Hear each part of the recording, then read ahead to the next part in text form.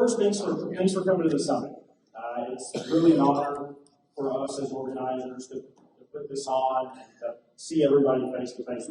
Personally, I get a lot of energy out of this group. This presentation is going to be interesting. I want it to be really interactive. We're going to talk a lot about the industry as a whole. I'm going to share kind of how we see the industry and how my company sees the industry. We're going to share some data that we collected through surveys of contractors. So this will be a little bit of a mix and match of different data sources, and I've got a thesis at the end of this of where the line haul, let's call it an industry, a segment, is headed generally.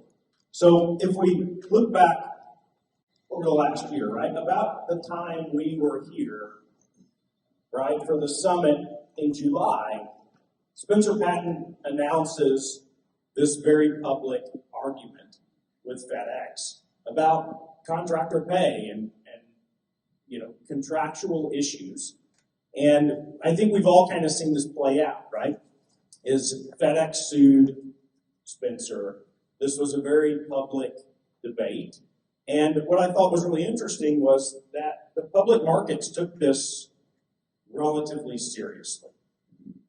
If you look, and we're going to look at some financial data from FedEx here in just a minute, but FedEx Ground, you're pretty important. If you haven't read FedEx's K1s or quarterly reports, right, they're a public company, they have to file financial reports with EDGAR, the SEC, so that's publicly accessible. FedEx Ground actually is extremely important in terms of the earnings and the revenue that FedEx generates. And so I thought it was really interesting when Spencer becomes so public with this argument that we see it actually impact the stock price, right? And so since it's rebounded, so this is kind of blown over. At the end of the day, we'll see, is this a good thing or a bad thing? I think it's playing out to be a good thing, but we're going to talk a little bit more about that. So this kind of got my mind running, right? Last year, we didn't know how this was going to go. And so this year, I did a survey to try to assess how are contractors performing on several different dimensions from 2022 to 2023. So just quick show of hands, who took the survey? State of the Linehaul survey. We got a pretty good group. So it was statistically significant. I like math and numbers, and so we actually, in terms of sampling the Linehaul, entire space, we had a statistically significant result, which gave me a lot of confidence. So the first question I asked is, my business is performing better in 23 versus 22. And so I want to highlight two sections of this graph. This top batch right here strongly agreed and agreed. 36% of respondents said we're doing better generally in 23 than we did in 22. And 40% said we're doing worse. So it's almost split, right? And then there's a group in the middle. So we keep going down through here. Okay, so revenue, right? We see almost the exact same split. Some contractors see increased revenue, 23 versus 22. Some decreased revenue, and quite a few stay the same. This is our data that we collect, trucks by, so we do a lot of IVMRs for FedEx contractors. This is total miles, right? Total miles, and I did some math to account for, in our data set, accounts that leave us, accounts that join us mid-cycle. So overall, the number of miles that FedEx contractors are running significantly has increased, 22 to 23. So why are some contractors seeing decreased revenue, some increased revenue?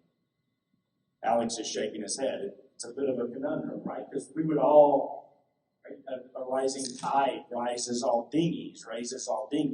So what's that? Yeah, really, it's a really big number. So I was really surprised at this number. And I checked this math 10 times because I was like, that cannot possibly be right. But that's what the data suggests. So then I thought, okay, so there must be winners and losers, right? So if miles are up, some contractors, generally miles are up. Some contractors are doing worse, some contractors doing better. And again, this is just our aggregated data. But the colors you see at the bottom, I said, okay, put on the graph the top 100 largest contractors and the miles that they ran, right? Because I would expect if there are winners and losers, the bigger contractors eat more of the pie, right, in terms of total miles. Not the case. It's actually the opposite. All of your bigger contractors are slowly becoming a smaller piece of the pie. It's really interesting. So does that mean that FedEx Ground is onboarding more contractors? Probably, right? They're growing Linehaul. Maybe they're spreading the work out. Maybe they're worried about size constraints on some of you guys that are, getting to that size in the region that they don't want you to be.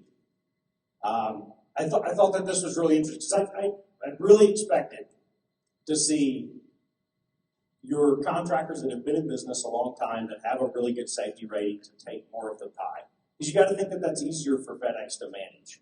It's way easier for me to give another route to Steve Crawford over here than to onboard a new company with 2 trucks, right? So not the case. Hey, what's the top green? Yeah, so that's everybody else, right? So the biggest 100 contractors that we work with each have their own color code. Everybody else is the green. The total is 100% of the miles ran. So it's all indexed to 100. Yeah, so feel free to interrupt with questions, folks. It's I want to hear. So, I mean, what is your experience with this, right? Have you experienced what this data suggests, I guess is my question. If you're a small contractor, has it been easier to get runs? If you're a big contractor, has it been more difficult to get new runs?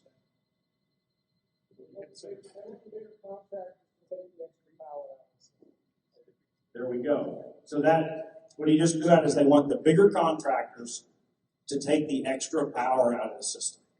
So you're suggesting that we are welcoming new contractors.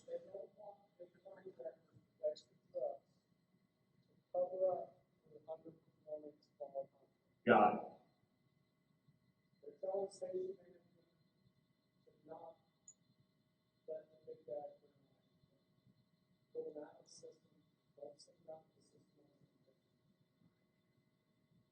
That would make sense, right? Because if they're wild trucks, Alex, what do you think? I mean, the other thing you're saying, at least in my experience, I'm not saying I'm a huge contractor or anything like that, but you're saying, in certain my solo markets, my number 3s, number 4s, and number 5s got cut because they didn't have the freight volume anymore. So in some of those markets, I got new runs, or I got put onto the unassigned board. But on my team runs, what I've seen is a lot of push for me to do a lot more teamwork as FedEx got rid of the outside power that was doing directs into Woodbridge or into Rialto or into Portland. So I picked up a lot more miles on my team, but I've lost miles on my solo. I'm in the same position. I'm out of Washington. I have one in the Seattle area, and I have another company down in Portland. Sorry, the Portland teams are going like gangbusters, like I said. But we are seeing a cutting of lanes in the overnight tractor market. We're seeing. I've had 2 runs eliminated. They turned both of them back into unassigned, and then so I'd be on the loser side of it. So and then they cut back the unassigned work to just for a while there it was almost nothing. I mean, it was really tough. I had all those trucks in there, keeping the rain cool by shading. Yeah, so I mean, I struggled in the data to exactly figure out who are the winners, right? Because I fully expected if we've got extra work, somebody can't show up, but somebody, like we said, with a big contractor that has extra trucks sitting on the yard grabs. Go ahead. I think it might tie to the XL carriers having the more stringent safety score requirements, and there may not be as many at the top end that's eligible to win new business. In XL, I find it difficult to get out of tier 2 most days. That's interesting. Go ahead. So I wonder if they're following the Amazon system Watson model, which basically the whole base will be green. All small guys, no large guys at all. That way the Amazon has more control, they can take anybody out, bring anybody in. So I wonder if they're going that route and any thoughts you may have about this. I'm going to get there, but I don't think that the goal is to decrease the size of the base, of the capacity carrying, right? I don't think that FedEx right now is decreasing or strategically wants to decrease the number of line haul trips. And I'll tell you why. Or contractors. So this is the theory. I think that they're actually very welcoming, and this data suggests that, to new, smaller contractors. Alex? And I would say as a larger contractor, I mean, I'm an XL size, I'm not double XL. But I would say that FedEx has been very open-minded to me growing. You know, maybe not specifically in the markets where I'm oversized, but in other markets, they've made introductions for me if I want to try to grow into another market. They just don't want me growing in my current markets. Right. That's really interesting. So I want to circle back to cost pressure, and this will be pretty quick, but I wanted to get a feel from contractors. You know, last year at the summit, everybody was worried drivers are short, we can't hire drivers, maintenance costs are through the roof. So we just directly asked, my labor cost, everybody pretty much across the board, increased labor cost. How do you describe your driver pool? I've got just enough, or I'm overstaffed, understaffed, significantly lower than I expected to be, just anecdotally talking to contractors every day. So I thought that this was really interesting. And in 2022, or 23 versus 22, drivers are easier to hire, right? Significantly easier to hire. If we had asked this question at the summit last year, I don't know how many panels we had last year, about how do you recruit drivers, how do you onboard drivers, how do you get them through First Advantage, how do you do all these things? And that all of a sudden has cooled off. And I think that that's a combination of a lot of market factors. And you'll see some data from FedEx actually that will suggest this in just a second. And then our turnover, driver turnover has stayed the same, right? To a slight bend toward increased, which I think is interesting, right? Pay has gone way up. Drivers are easier to hire and turnover is higher. So does that, I think that just suggests drivers are very transient and becoming more transient. I'm finding the opposite of my area. Really? Yeah, I mean, I have people that are, I'm finding better quality drivers. You know, they don't have to have limited employers to get their 12 months worth of experience. You know, which you guys all know what I'm talking about. We had quite a few of those last year. So, okay, so that's an interesting thought. Maybe your quality drivers are sticking around, your more experienced drivers, but there is a group of drivers who are very transient, looking for their experience. They move from employer to employer, they get fired. That's interesting. So then that would align with, we have to keep raising pay to be competitive, yet we still have this underlying turnover. Anyway, I was surprised by the amount of increased cost. Because you would think drivers are easier to hire, turnover up. You would think you would see pay coming down, right? A little bit in these market conditions, but not the case. And maybe that's a factor of inflation, because everybody feels that at the grocery store every day. And if I'm a truck driver and I'm going to come to work for you, there's a certain amount of money that I have to make, right, for this to make sense. So there are certainly cost pressures, equipment and maintenance, huge increase, right? Almost, what is that, 90% of respondents said significant increase in maintenance and equipment expense. So there are certainly cost pressures for a line haul contractor in 2023. And I circle back to my key question, right? Winners and losers, it doesn't really appear that that's the case, but there certainly is extreme cost pressures in the system. So now I want to just shift gears just a little bit to FedEx's financials. Okay, so we all feel like we're going into a recession. Is the recession here? Is the recession next month? Is it next year? Well, FedEx Ground is a decent indicator of recession because, as you know, you guys haul a lot of goods that go into retail establishments, e-commerce, etc. Well, this is their latest quarter, so this would have been reported a little under a month ago. And I highlighted FedEx Ground. So they break this out by segment. FedEx Ground, you're down 1%. in gross revenue for FedEx. What I thought was really interesting, operating income from the ground segment up 30%. How does that happen? They raised the price. They raised prices, exactly. Exactly. So if we kind of look at volumes, like ground is up here top left. Ground's right up here. Down a little bit, kind of flat. Look at express and freight. Express completely sucks. Drops off a cliff. First quarter of 23. Freight, we're kind of entering a downward exponential curve here. So at the end of the day, ground is really the strongest business segment. If I'm a FedEx executive sitting here looking at my numbers, I've got relatively consistent volume, even in challenging economic conditions. My other two business segments are struggling, at least from a top line perspective. And so I think that this means that it's good to be a FedEx Linehaul contractor, right? At the end of the day, like from a pure fundamental perspective at the moment, maybe that's not always the case. And so how did they achieve this huge increase in net income? You said price increase. Well, that is exactly the math, right? 39 cents a package. And if you do the math, 850 million packages in the quarter, that is their increased net income for the ground segment. You have the cost of ground transportation for them to see how So they do not break that out. So it is down. So here's how they report it, and I think I actually have it. Hey, Flint, repeat this question. Yeah, so the question was, do you have broken out the cost of ground transportation, right? So what does FedEx pay the contractors?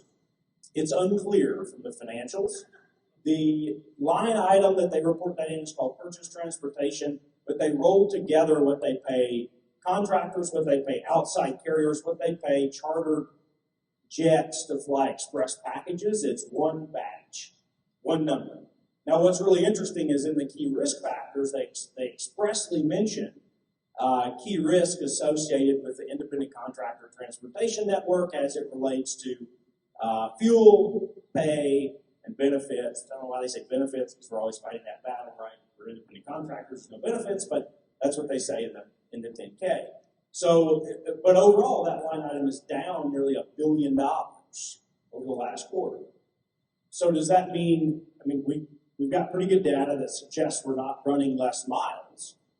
So that must mean that these other two business segments, freight and express, that they're recognizing that decreased cost just due to decreased volume. I have to fly less jets. I have to, do less work.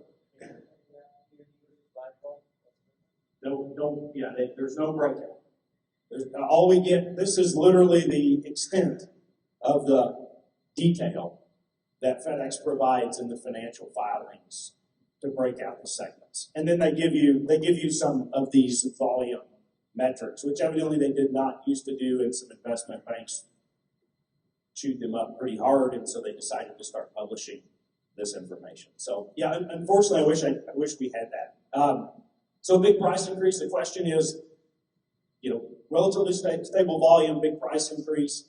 The price evidently did not really affect the volume, which is interesting. So they must have been underpriced for quite a long time, because as a shipper, if you can ship UPS, DHL, FedEx, USPS, you've got a few options, right? Comparable to ground. And there are some other regional players. We can raise prices pretty significantly here, and we don't see a significant decrease in volume. So probably a good strategic move. The question is, where does that money go over the next few quarters, right? Maybe we're planning ahead for rate increases for contractors. Maybe they've got other things in mind. So I wanted to just shift back, and I'm going to jump around here just a little bit. But we asked the question, FedEx supports me and helps my business be successful. Fairly strong trend toward either, yeah, kind of, or not at all, right? Which is kind of what we expect, right, from this survey. And FedEx is easy to work with, primarily a big disagree on that point.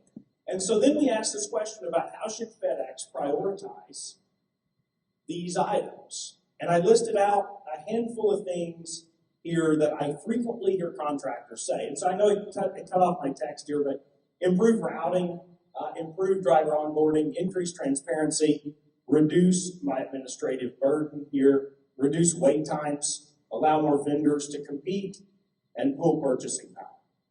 So I don't have a lot of data on most of these to dive into, but I highlighted two that we can talk about just a little bit. And I'm going to switch out of this PowerPoint. So routing and dwell times. Uh-oh, this might have logged me out. There we go. So we actually are uniquely positioned to track dwell times. And so I did that just for this. And this is also a great time to say, these really cool dashboards that I'm showing you right now will be available for all of our customers to build their own custom dashboards in the next month. So there's a kind of a fun fact. Let me change this filter since it logged me out. So I want to look at dwell times. We think dwell times are long in the FedEx world. And the data suggests that there's a big spread of dwell times. So what you're seeing here, I will expand this, is dwell time plotted for every terminal in the U.S. that we have monitored trucks depart and leave. And so you see a few standouts, they're color-coded. Your orange ones, worst dwell time in the network. Your green ones, you can see by the size of the circle, pretty significant dwell times.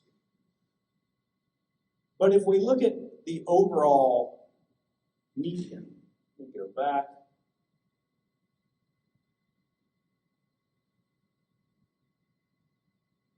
If we look at the overall median of this data, it's like 37 minutes median dwell time across the entire FedEx network.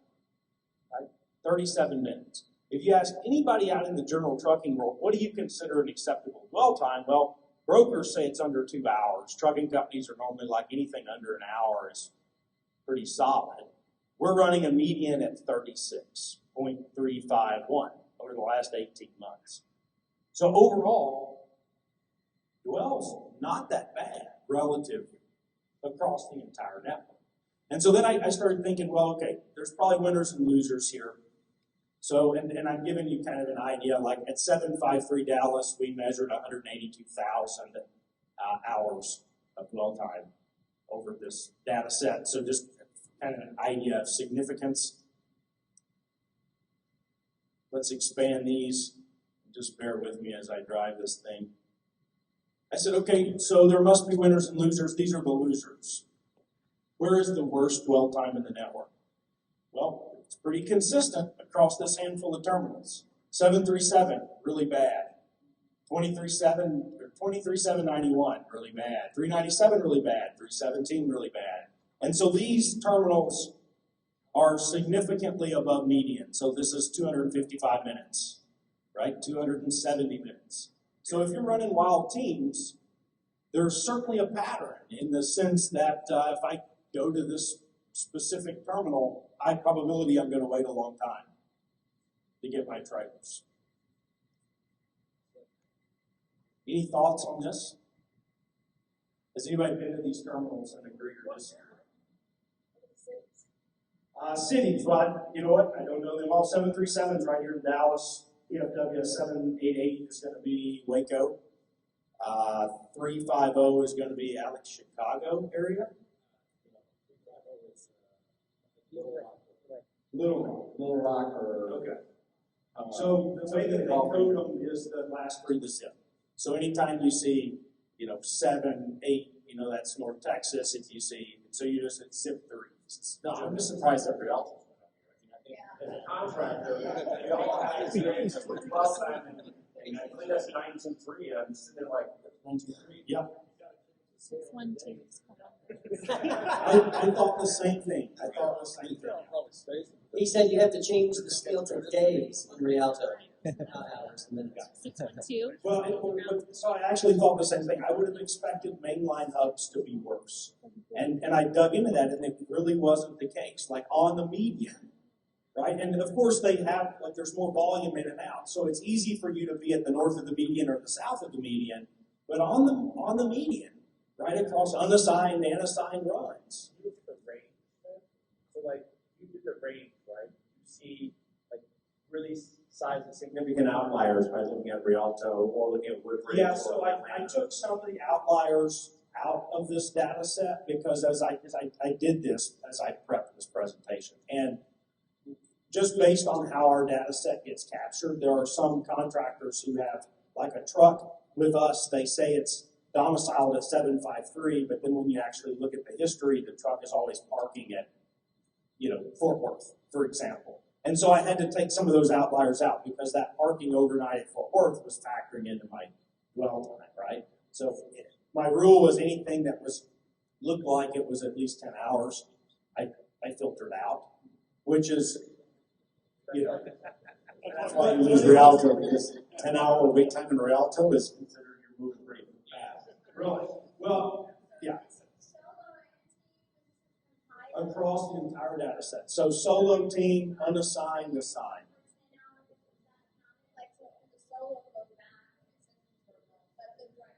Right. So the way I measured this is, as a trucks by customers, most of you know, you tell us what terminal the truck is domiciled. So that was the first thing we did, was we took out, if you're sitting at 753 and the truck's domiciled at 753, that doesn't count in this. And then we had to do, like I was telling Alex here, we had to do just a little bit of math to say, well, Alex has told us the truck's at 753, but we can actually see every night it parks at Fort Worth, like he's just misassigned the domicile. So. I was just thinking, looking at them, with hubs, I guess, that have a lot of spot runs, probably skew your numbers a little bit like Rialto, because those wait times are going to be a lot quicker than with the actual Linehaul. Possible, yeah, possibly. So you mean if you're dropping spots off at the terminal? That's right. So your wait times and the times that you're going to see versus something that's coming. Right. And what was really surprising, actually, and I for the sake of privacy, I took some of the locations out of here that are spots that some contractors run a lot, and they're named very descriptively in the system for us. But believe it or not, a lot of the spots registered relatively high dwell times. So I thought that was interesting. Maybe you show up at a Chewy warehouse, the trailer is on the dock, but it's blocked. You can't get to it for whatever reason. There were a lot of spots that were above, an hour and a half in dwell time. So not a perfect data set, but reasonable for the, we've got 7,000 Linehaul trucks that we're keeping up with. Like it's a reasonably good barometer of dwell. Now, I did the same thing the other way and said, which terminals are the best in terms of dwell time? And this may or may not surprise you. The Wi-Fi is coming, sorry. Here we go. So best terminal 745, 242, 274. There's a few names in there of spots look like crept in. 076, 028, 909. So a lot of your lower volume terminals show up here as lower dwell times, which is kind of what you would expect. We have different terminals in our areas, like the one in Auburn compared to the one in Tacoma. Tacoma has teams that come in, whereas Auburn does not. It has assigned runs only. So you'd expect the dwell time there to be up because they're already prepared for it. Well, yeah, and this is, we're gonna make some of these dashboards available, right, to our customers. So you could slice this up and say, well, I really care about these 10 terminals that I go to. We've obviously aggregated this up to a really high level, but yeah, if you know this terminal only takes teams or this terminal only takes dedicated solos, obviously you're gonna have a different experience. But is FedEx seeing the dwell time as a huge problem across the entire network? Well, they're likely looking at a similar data set of what I if they've got gate times, which is what they're doing off their trailers, entering and leaving, they're probably sitting here looking at a very similar data set, saying, I don't know that dwell's that big of a problem across the network.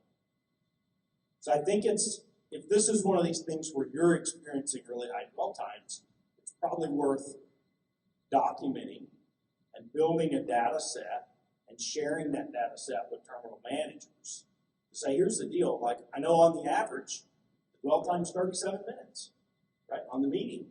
But when I run a team into Rialto, it's taking me 10 hours to get loaded every time. I don't know that they're thinking about it that way. So take it for what it's worth. That was one of the findings. I don't know, while we see these two things as a challenge day to day, I don't know that FedEx is the point of that. So we've got to do a good job, and in August they're going to have this convention. We've got to do a really good job in explaining these issues and using data to suggest solutions. I will be. Yep, I sure will be. So on the median, again, it actually doesn't seem that bad.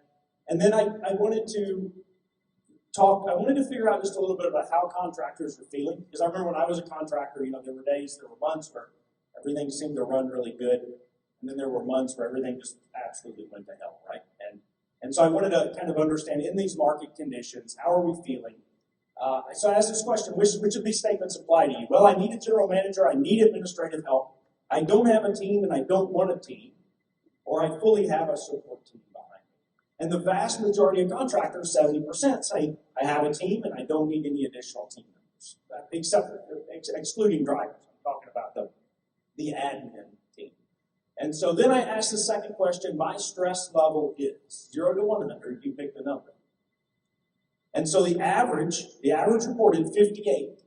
And then I separated that out and said, okay, of those people that say, go back, anybody except this group down here at the bottom, the ones highlighted in red, separate them off, what is their stress level?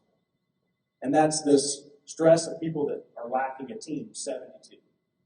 So some pretty clear data that suggests if you don't have some support in the back office and running the business, you might want to get it. If you can afford it, it'll probably make you less stressful. And so then I thought, well, how does this stress number compare? A lot of industries now care very much about quality of life, right? So how does this compare? Well, most stressful jobs on the left, least stressful jobs on the right.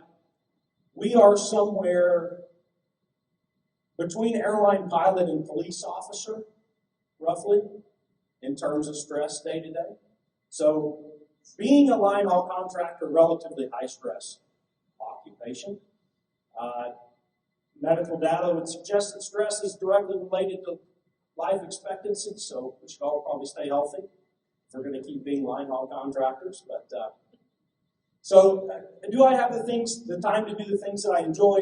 Mixed responses, largely in the middle, which is kind of good to see, right? That would suggest balance between work and life, but probably a healthy balance. So that's kind of cool. I enjoy my work and find it fulfilling. Well, neither disagree or agree, right? So we're like kind of fulfilled. We're kind of like both. So it's interesting, right? So if you ask the same question, this similar series of questions gets asked a lot across different industries. And what you'll find is that certain industries absolutely hate their professions. Bankers, most of the time lawyers. There are professions that make a lot of money from the outside looking in. Absolutely hate what they do every day. Have very high stress levels. But what's kind of cool about this group, right, it's like we're relatively high stress, but we also kind of get fulfillment out of it. So overall, that's a pretty cool place to be as an industry and as a community. And Flint, that was over 80% that actually were agreed or... Yeah, correct.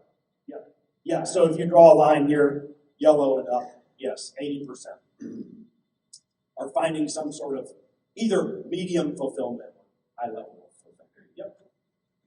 So then I wanted to get to how do you feel the future? What's the future going to look like? Well, a mixed bag over the next few questions, but over the next year, my business will perform better than it has was the significant response, or about the same.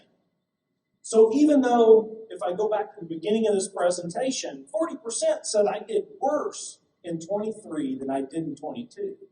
If you ask about how the future looks, as a bunch of entrepreneurs, we're sitting here saying, oh, it's going to be way better. Or it's at least going to stay the same. So I don't know if ignorance is bliss, or if you guys know something that I don't. But that's pretty cool. And then overall, how optimistic are you? We're about 50.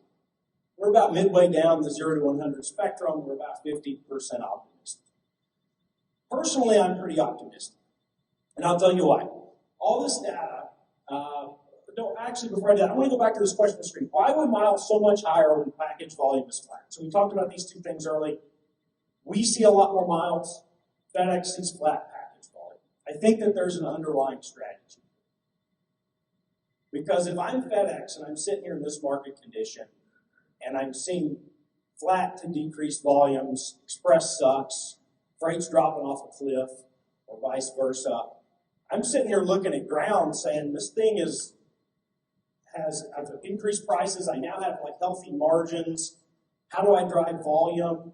If I can't drive volume, I'm going to pull back the expense reins more and I'm going to create more net income. Because we're measured by the public market every quarter. And so you have to stay on this cadence, right? And so they announced this drive. We've all heard of this, right? First quarter of this year, they said drive, which I don't know how they came up with the name. It's kind of a silly name. They could have come up with something else. They've spent about $600 million so far this year and over the last 3 quarters implementing what they're calling drive. And so what is drive? Well, according to the paperwork, right, and Edgar, it is the combination of the 3 business units into one cohesive FedEx. And I think that this is, they say it's going to be done next year. I'm going to optimistically hold my breath because we know how fast FedEx moves at really important things. But I think that we're going to be the winner. I think Linehaul is going to be the winner in this, and I'll tell you why. We've already announced cuts. FedEx Freight closing 29 locations. FedEx to lay off senior jobs. They're reducing Express significantly. We're starting to see these other 2 business units getting curtailed. But we're not seeing FedEx pull in contracts. We're not seeing them going to contractors and saying you have to reduce the number of trucks that you have. We're not seeing them cut staff and ground. Now, P&D, who knows? I don't quite know, right? There seems to be a lot of friction in P&D, and there has been. I think Linehaul is positioned to be the winner of this. And if you look at Freight and Express and what they pay Class A truck drivers, it's about $51 an hour fully loaded, fully burdened, right? Everything associated in there. So if I'm sitting here in FedEx's shoes, I've got Express, I've got Freight, they're both in rough shape. I've got ground with all this capacity and a relatively cheap cost relative to going to outside trucking companies or hauling freight on freight trucks or express trucks. I've got Linehaul, ground Linehaul is a very attractive cost structure to move things from point A to point B. So I'm pretty sure that what we're going to see is Freight and Express almost completely exit tractor-trailer transportation. I could be completely wrong, and we might be here next year and you guys are like, well, good guess, Flint, but that didn't happen. It was a dumb idea. I think we're going to see the opportunity for Linehaul to not only be what it is today, but to haul pallets for FedEx Freight. I think you're going to see them hauling, I think you're going to haul packages for Express. Because what's really interesting is the team operations at ground, if you draw a radius, you can almost achieve the same service as flying the package from Dallas to Memphis and Memphis to Denver. Or Memphis to, you pick it, right? You can almost achieve the same service level for the majority of the country. I think you're going to see a lot more volume over the next few years and a lot of opportunities for growth as they combine these terminals. I don't know what the number is, but and you guys probably know better than me, there is a lot of empty trailers that move. There's a lot of sailboat fuel that's hauled across these 3 business units. I think you're going to see this optimized, and I think that you're going to be the winners in this equation. I could be completely wrong, but thoughts? I think you may be correct.